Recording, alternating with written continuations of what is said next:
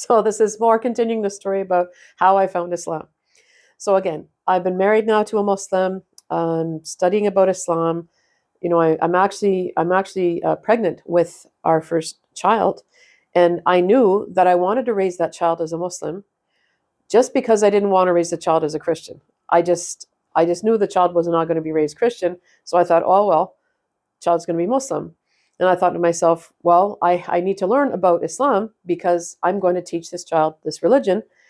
And so that was my main motivation, actually, to learn about Islam. So as I got these tapes from the library and I was learning about the history of the Quran, then I saw that book that I was looking for since I was around 7 years old. I saw that message, that final message that was brought to confirm what was in the Bible that had been corrupted, that had been brought to confirm what was in the Torah and the Psalms and all the other books sent before. My father had taught me from when I was younger, and he was educated. He was an educated Catholic. He had big books about catechism, and he studied about the history.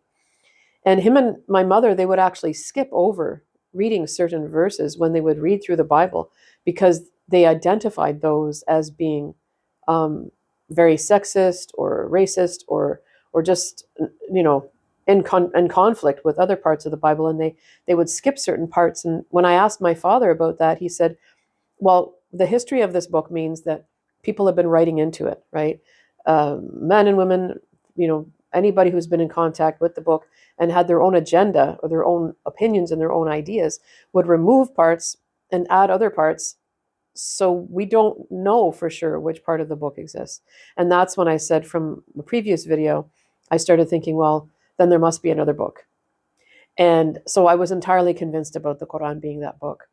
And that is a part of the reason why I accepted Islam.